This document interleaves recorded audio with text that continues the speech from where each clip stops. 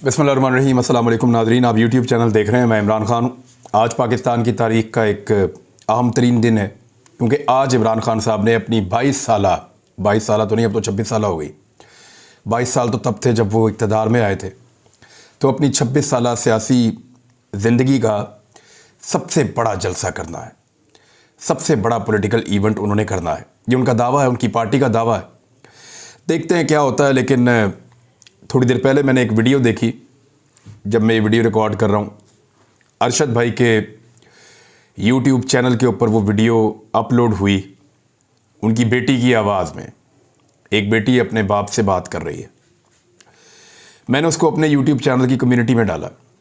आप उसको वीडियो को देखिएगा और सोचिएगा कि किन हालात में वो शख्स काम कर रहा था, किस तरह के हालात उसके लिए पैदा कर दिए गए थे और अब उनके घर वाले क्या महसूस करते हैं। उस दर्द को महसूस कीजिएगा। जिन्होंने अरशद भाई को इस हालत को पहुंचाया है ना, टके की इज्जत नहीं है उनकी दुनिया में।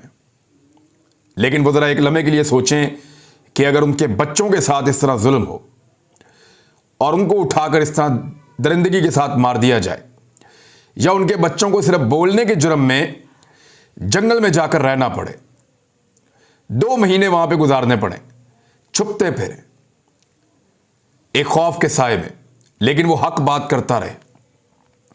कैसी जिंदगी गुजारी है उसने, कैसा जहाद किया उसने।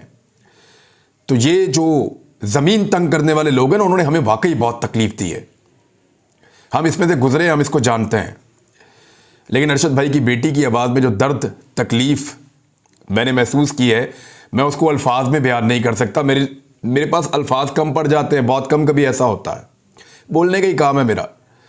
लेकिन उस बेटी की आवाज़ सुनने के बाद मैं काफ़ी देर तक खासा परेशान रहा हूँ। आप इस वीडियो को ज़रूर सुनिए और सोचिए कि क्या हम अरशद शरीफ का कर्ज उतार सकते हैं। मैं आपको बताऊंगा, हम आपके साथ मिलकर चलेंगे। अल्लाह ताला हमारी मदद करेगा और इंशाअल्लाह हम इंसाफ हासिल करेंगे। इबरत का निशान बनेंगे वो सारे लोग जिन्होंने ये दिन दिखाया है, और इंशाअल्लाह ज़रूर बनेंगे। इमरान खान साहब एक बहुत बड़ा जलसा करने वाले हैं। लॉन्ग मार्च उनका मुकम्मल हो रहा है रावलपिंडी में। बहुत बड़ी तादाद में लोग वहाँ पे इकट्ठे हो रहे हैं। रावलपिंडी ने जो देखा गुज़िश्ता 3 दिनों में, ऐसा कभी नहीं हुआ। ऐसा लगता था एक दुनिया रोज़ाना बाहर निकलती है और रात गए वापस जाती है। इमरान खान साहब ने जहाँ पहुँचना है वहाँ ऐसी सूरत हाल हम सोच भी नहीं सकते थे। रावलपिंडी पूरा शहर बाहर निकलता था, वापस अंदर जाता है। वो इस बात की खुशी मना रहे हैं कि उनका लीडर उनके शहर में आ रहा है और उनका लीडर अपने मार्च का इख्तिताम इसी शहर में कर रहा है। अब रावलपिंडी में कोई ऐसा है जिसे बहुत गुस्सा है, जिसे बहुत तकलीफ है, जिसका दर्द ख़त्म ही नहीं हो रहा, जो बेचारा दर्द से बुलबुला रहा है, जो बेचारा कर्ब में है, तकलीफ में है। अब वो बेचारा हरकतें और तो कुछ शायद कर नहीं सकता, लेकिन वो ये कर रहा है कि कुछ ना कुछ करके कभी स्टेज उखाड़ो वहाँ ले जाओ, कभी स्टेज उखाड़ो वहाँ ले जाओ, यहाँ मत लगाओ वहाँ मत लगाओ। यानी ये, और वो बेचारे लोग जो काम कर रहे हैं मजदूर, उनसे पूछा जाता है तो वो कहते हैं कि हमें तो जी बताया जाता है पुलिस की जाने से कि ऊपर से ऑर्डर आए, ऊपर से। रावलपिंडी में ऊपर से ऑर्डर कौन देगा? परवेज लाई देगा? कभी भी नहीं देगा। मुंह सलाई देगा? कभी भी नहीं देगा। राणा सनाउल्लाह के ऑर्डर पंजाब पुलिस क्यों मानेगी जब उनके बाद अपना वजीर आला और आईजी भी मौजूद है? तो ये जो ऊपर से ऑर्डर आए हैं ना, वो बहुत गुस्से में है। अल्लाह ताला उसको सब्र अता फरमाए, हिम्मत अता फरमाए। आगे एक बड़ी लंबी ज़िंदगी है, बड़ी मुश्किलात होंगी, बहुत ज़्यादा तकालीफ होंगी, लेकिन ये ज़िंदगी है, ये बड़ी सख्त है, इसको गुजारना पड़ेगा। अरशद भाई ने भी बड़ी सख्त ज़िंदगी गुजारी है। इतनी मुश्किलात के बारे में तो शायद कोई सोच भी नहीं सकता, लेकिन जिनकी वजह से अरशद शरीफ भाई को छुपना पड़ा है ना, वो ज़िंदगी भर अब छुपते रहेंगे। याद रखना, हमारा शहीद आपका पीछा करेगा, आपका पीछा करेगा। आप हमेशा छुपते रहेंगे, डरते रहेंगे, और हम आपके लिए अरशद शरीफ को एक डरावना ख्वाब बना देंगे। देखते जाएं इंशाल्लाह हम करते क्या है। नए आर्मी चीफ के बारे में अमेरिका की कुछ असेसमेंट्स हैं, वो मैं आपके सामने रख देता हूं। जनरल आसिम मुनीर के बारे में, नए आर्मी चीफ को फौज पर अवाम का एतमाद बहाल करने का चैलेंज दरपेश है, यह अमेरिकी मीडिया कह रहा है। बरतानवी अखबार न्यूयॉर्क टाइम्स में कहा गया है कि पाकिस्तान के नए आर्मी चीफ को 2 फौरी अहम चैलेंजेस का सामना होगा। पहला, मुल्क की गैर मुस्तहकम माशी हालत, यानी मईशत बहुत बुरी है पाकिस्तान की, इसको कैसे ठीक किया जाए। और दूसरा, फौज पर अवाम का एतमाद बहाल करना। अब ये जो 2 गैर मुल्की अखबारात हैं, द टाइम्स और वाशिंगटन पोस्ट, एक बरतानिया से एक अमेरिका से है, उन्होंने कहा पाकिस्तान पर 2 मुख्तलिफ खबरें इन्होंने शाया की हैं। पहली यह है कि जब वज़ीर आज़म शहबाज शरीफ की जानिब से आर्मी चीफ और chairman joint chief of staff committee की तैनाती के लिए 6 सीनियर तरीन जनरल्स के नामों पर मुश्तमिल समरी सदर आरिफ अलवी को भेजी गई, और दूसरी जब सदर ने पाकिस्तान फौज के नए सरबराह जनरल आसिम मुनीर की तैनाती की मंजूरी दी थी। पाकिस्तान में नए आर्मी चीफ की तैनाती के मामले पर अमरीकी ज़राए अबलाग के समेत दीगर टीवी चैनल्स और न्यूज़ वेबसाइट में खबरें और मालूमात का सिलसिला जारी है। और मामला यह है, द टाइम्स के मुताबिक कि कई लोग आर्मी चीफ की तैनाती पाकिस्तान में सिविलियन और सियासी मंजरनामे के हवाले से इंतहाई अहम समझते हैं। 75 साल पाकिस्तान की तारीख में आधे से ज्यादा अरसे तक फौज हुक्मरानी करती रही है, बल्कि सिविलियन हुक्मरान के तहत भी फौजी क़यादत ने ही पाकिस्तान की सियासत में अपना किरदार अदा किया है। अमरीकी अखबार भी कह रहे हैं, गैर मुल्की अखबारात भी कह रहे हैं। और जिस तरह से इमरान खान साहब को इक़्तिदार से हटाया गया, जिसके बाद उन्होंने इल्ज़ाम लगाया कि इस इक़दाम के पीछे पाकिस्तानी फौज, अमरीका और उनके सियासी हरीफों की साजिश का नतीजा है, जिसके बाद रवां साल पाकिस्तान की सियासत में फौज की मुदाखलत अहम मौजू बना रहा। फौज पर तनकीद की वजह से फौज पर अवामी अदम एतमाद बहुत बढ़ गया है और मुल्क के अंदर ही इदारे की साख को शदीद नुकसान पहुंचा है, ये द टाइम्स ने दावा किया है। अमरीकी अखबार ने दावा किया कि सियासी इंतशार फौज के अंदर इख्तलाफात की वजह बने। कई निचले दर्जे के अफसरान खामोशी से पीटीआई चेयरमैन की हमायत कर रहे हैं, यह अमरीकी अखबार कह रहा है। और हमायत कर रहे थे, जबकि आला अफसरान इमरान खान के फौज पर इल्जामात को बर्दाश्त नहीं कर पाए। इस तरह की बहुत सारी और चीज़ें हैं, मेरे ख्याल में खुराफात भी हैं बीच में। सारी चीज़ों तो मैं इत्तफाक नहीं करता, लेकिन यह बात है कि आर्मी चीफ को बड़ा काम करना पड़ेगा इन 2 चीज़ों में। एक तो उनको इकॉनमी को संभाला देना पड़ेगा, ये इनका काम ही नहीं है, ये तो इकोनॉमिस्ट का काम है। आर्मी चीफ इकोनॉमिस्ट तो नहीं होता, और ये हुकूमत का काम है, आर्मी चीफ हुकूमत भी नहीं होता, तो कैसे करेगा। दूसरा, आर्मी चीफ का ज़रूरी काम यह है कि वो अवाम का एतमाद फ़ौज के ऊपर बहाल करे और अवाम और फ़ौज के दरमियान दूरियां ख़त्म करके ताल्लुकात को बहुत बेहतर करें। ये फ़ौज के मोराल के लिए भी बहुत अच्छा है। हाँ, ये काम आर्मी चीफ के करने का है, वो ये कर सकते हैं। ये दोनों काम करने का आसान तरीका क्या है, मैं आसान फार्मूला आपको बताता हूं। मैं नहीं कह रहा कि आर्मी चीफ ये इलेक्शन करवा सकते हैं या उन्हें करवाने चाहिए, उनको इसके अंदर हिस्सा भी नहीं लेना चाहिए। इलेक्शन कब होगा, कैसे होगा, कौन करवाएगा, आर्मी चीफ का इससे कुछ लेना देना नहीं है और ना होना चाहिए। बाहर रहे, अपना काम करें, आपका काम सरहदों की हिफाजत है, आप वो करें। इमरजेंसी में जब आपको कॉल किया जाए तो आप आएँ और आके जो हुकूमत वक्त है उसके हुक्म के मुताबिक आप काम करें, बस ठीक है, यही काम है। हाँ, लेकिन एक काम वो कर सकते हैं जिससे सब कुछ ठीक हो जाएगा, कि वो जो एल्फी लगाई गई थी ना, जिससे जोड़ा गया है पीडीएम की तमाम जमातों को, जिनकी ना शक्लें एक जैसी, ना करतूतें एक जैसी, ना उनकी सोच और नजरिया एक जैसा, ना उनके मफादात एक जैसे, अभी उन्होंने आपस में लड़ना भी है थोड़े अरसे के बाद। तो वो जो एल्फी लगाई गई थी ना एस्टेब्लिशमेंट की जानिब से इन सारों को जोड़ने की, वो सिर्फ अपनी एल्फी वहां से निकाल लें। ये हुकूमत ताश के पत्तों की तरह खुद ही बिखर जाएगी। पाकिस्तान में इलेक्शन आ जाएगा। पाकिस्तान में इलेक्शन आएगा तो पाकिस्तान के लोग इलेक्शन में वोट डालेंगे, उनका जो गिला और शिकवा है वो दूर होना शुरू हो जाएगा। उन्हें लगेगा कि वो जो एक दस्ते शफकत रखा हुआ था पीडीएम की 13, 14, 16 जमातों के ऊपर, वो दस्ते शफकत उठा लिया गया है। इससे उनके गुस्से की शिद्दत में कमी आएगी और उनके गिले और शिकवे कम हो जाएंगे। दूसरा, इकॉनमी पाकिस्तान की कभी ठीक नहीं होगी जब तक कि पाकिस्तान में सियासी इस्तेहकाम नहीं आएगा, और सियासी इस्तेहकाम कभी भी इस हुकूमत के होते हुए नहीं आ सकता। पाकिस्तान की सारी जमातें इकट्ठी करके देख ली पाकिस्तान की एस्टेब्लिशमेंट ने, पाकिस्तान की इकॉनमी का ज्यादा बेड़ा गर्क हुआ है।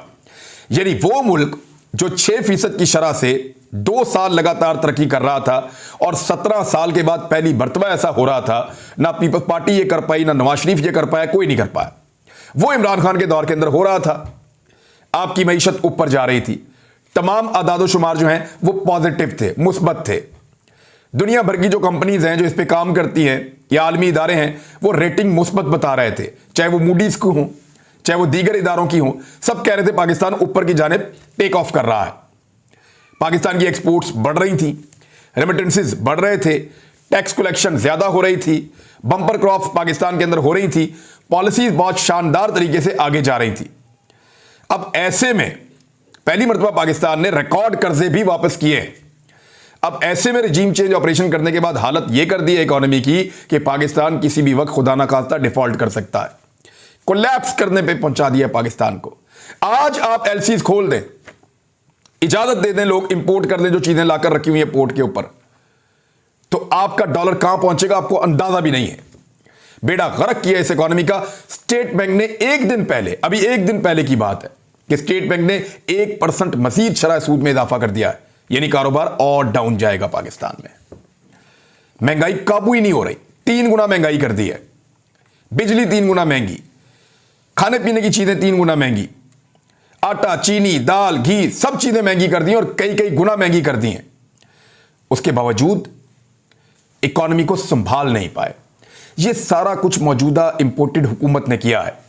अब इससे अगर निकलना है तो इलेक्शन करवाने पड़ेंगे, इलेक्शन होंगे तो मामला ठीक होगा। अब इमरान खान साहब को भी इलेक्शन की जल्दी कोई नहीं है। यानी इमरान खान साहब का जो सबसे बड़ा मसला यह था कि पाकिस्तान की एस्टेब्लिशमेंट के अंदर बैठे हुए लोग उनसे बहुत ज्यादा नफरत कर रहे थे। 2 लोगों की नफरत तो आपको मीडिया पे नजर भी आ गई, एक प्रेस कॉन्फ्रेंस के अंदर और एक उसके बाद एक खिताब के अंदर। आपको नजर आ गया कि लोग गुस्से में बात करते हैं उनके बारे में, और बहुत ज्यादा जब उनके बारे में बात करते हैं तो उनके चेहरे पे नजर आता है कि वो इमरान खान को पसंद नहीं कर रहे। तो इमरान खान साहब का मसला यह था कि एस्टेब्लिशमेंट उनको इतना नापसंद करती है, कोई ना कोई ज्यादती जरूर करेगी। उनको नायल करवाया जा सकता था, उनकी पार्टी को तोड़ने की कोशिश की जा सकती थी, उनको जान से मारने की कोशिश की, बहुत सारी चीजें हैं ना जो की जा सकती थी। तो उन सबसे अवॉइड करने के लिए इमरान खान साहब को एक बड़ा अहम काम करना था, वो काम उन्होंने कर दिया है। जो इमरान खान साहब ने सबसे अहम काम करना था वो काम उन्होंने कर दिया है। एक टेंशन क्रिएट करने की कोशिश हो रही थी पाकिस्तान में। साबिर भाई तो बहुत ओपनली कह रहे हैं कि जनरल बाजवा की एक्सटेंशन हो सकती थी, लेकिन वो टेंशन क्रिएट पाकिस्तान के अंदर नहीं हुई अल्हम्दुलिल्लाह, और पाकिस्तान आगे बढ़ गया है। अब इमरान खान साहब ये कहते हैं कि अगर ज्यादा से ज्यादा भी खींच लेंगे तो इलेक्शन कब करवाएंगे? अक्टूबर में करवाएंगे। जिस हुकूमत ने ये जून का बजट दिया ना, किसी को बाहर निकालने की जरूरत नहीं पड़ेगी, लोग डंडे और जूते लेकर निकलेंगे और निकल के मारेंगे। यह हालत हो गई है पाकिस्तान की इकोनॉमी की। अभी यह सूरत हाल है कि जो पैसा देना है वो नहीं दे पा रहे, और डेली बेसिस के ऊपर पाकिस्तान चल रहा है। जो पाकिस्तान के ज़खायर हैं वो इस खित्ते के अंदर सबसे कम होते चले जा रहे हैं। अफगानिस्तान से भी गई गुजरी सूरत हाल पाकिस्तान की बन गई है, और यह किया इस इंपोर्टेड सरकार ने। आधे से भी कम कर दिए वो ज़खायर जो इमरान खान साहब छोड़कर गए थे। थोड़े दिन पहले मैंने आपको बताया ना, 8.2 अरब डॉलर अब है 7.8 अरब डॉलर, या लेकर आ गए पाकिस्तान को। तो इमरान खान साहब को अब जल्दी भी कोई नहीं है। वो कहते हैं ज्यादा से ज्यादा कब कर लेंगे? अक्टूबर में करवा लेंगे, वहां तक खींच लेंगे, ले जाएं वहां तक ले जाएं। क्योंकि इमरान खान साहब को यह पता है कि अब जब भी इलेक्शन होंगे वो 2/3 अक्सरियत के साथ जीतेंगे। जितना टाइम और गुजरेगा इस इंपोर्टेड हुकूमत को लोग उतनी गालियां देंगे। अब वो हुकूमत को गिराएंगे नहीं, अब वो हुकूमत के गिरने का इंतजार करेंगे, मुझे ऐसा लगता है। यानी अगर मैं इसके बारे में सोचूं तो बेहतरीन स्ट्रेटेजी ये हो सकती है कि आप इलेक्शन की डिमांड करें और आप कहें कि अर्ली इलेक्शन करवाओ पाकिस्तान में, ताकि पाकिस्तान का मसला हल हो। लेकिन अगर कोई नहीं करवाना चाहता और वो जमकर बैठना चाहता है तो बैठा रहे, भुगतेगा खुद। मुल्क को जहां पहुंचाना था वहां तो पहुंचा दिया है, और यहां से उठाने की इन लोगों की कैपेसिटी नहीं है। अभी पैसा बांटा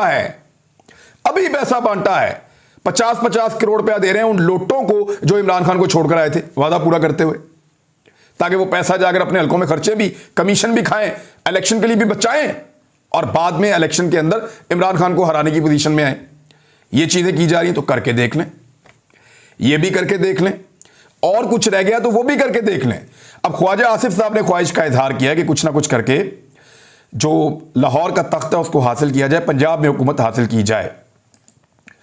उन्होंने क्लेम किया कि चौधरी परवेज अली का क्या है, जिस तरफ बहाव होगा उधर को चले जाएंगे। तो अवामी बहाव तो इस वक्त इमरान खान के साथ है।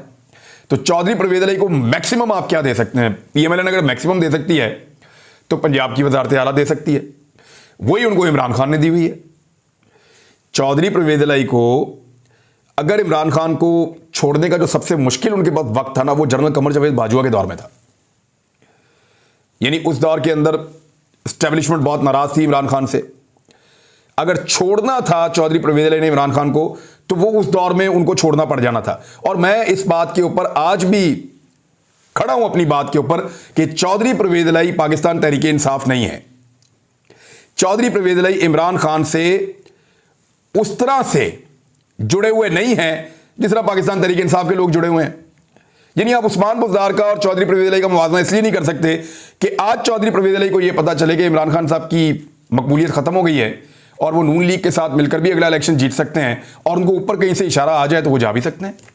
लेकिन मोनस इलाही ने एक स्टेटमेंट दिया है, पढ़ के सुनाना मेरी जिम्मेदारी, मैं आपको पढ़ के सुना देता हूं। परवेज इलाही डट के इमरान खान के साथ खड़े। इनका नाम परवेज इलाही है, ख्वाजा आसिफ नहीं है। अपनी फिक्र करें, यह ना हो कि आप सियालकोट से भी जाओ। तो वैसे सियालकोट में हालात तो बहुत पतले हैं, डार बरादरान बड़े तगड़े हुए हैं वहां पे, कोई पता नहीं वो इलेक्शन ही जीत जाए। लेकिन इमरान खान साहब कह रहे हैं कि परवेज इलाही मेरे साथ खड़े, कहीं नहीं जा रहे। तो पंजाब के अंदर जो एक गेम बनाई जा रही थी ना, एक्चुअली माहौल को तब्दील किया जाता है, एक नई गेम पब्लिक के सामने रखी जाती है ताकि लोगों की तवज्जो बटी रहे। कभी हार रख देते हैं ताकि लोग महंगाई में, गुर्बत में, बेरोजगारी में, मईशत के अंदर जो पिस रहे हैं उसके ऊपर बात ना हो। कभी उठा के परवेज इलाही को चौक में रख देंगे कि पंजाब हुकूमत जाने वाली है। भाई परवेज इलाही क्यों पंजाब हुकूमत को गिराएंगे? उनको पता है कि अगला इलेक्शन उन्होंने पीटीआई के साथ मिलकर लड़ना है। अगर पीटीआई की मकबूलियत खत्म हो जाए तो फिर अलग बात है, फिर वो जा सकते हैं किसी और पार्टी में भी, क्योंकि उन्होंने अपनी पार्टी के साथ इलेक्शन लड़ना है। वो काफ लीग के टिकट पे इलेक्शन लड़ेंगे, वो कोई पीटीआई के अंदर जम नहीं हो रहे, और कोई पीटीआई के टिकट पे इलेक्शन लड़ने का ऐसा लगता है कि उन्होंने अभी तक फैसला भी नहीं किया। बहरहाल रावलपिंडी में आज का दिन बहुत इंपॉर्टेंट है। देखते हैं कि कितनी बड़ी तादाद में लोग निकलते हैं, किस अंदाज में लोग निकलते हैं, कितने ज्यादा लोग निकलते हैं। लेकिन इकोनॉमी के बारे में कुछ बड़ी नेगेटिव चीजें मेरे पास मौजूद हैं, ये मैं आपको अगले वीलॉग में बताऊंगा। अब तक के लिए इतना ही। अपना ख्याल रखिएगा, अपने इस चैनल का भी। अल्लाह हाफिज़।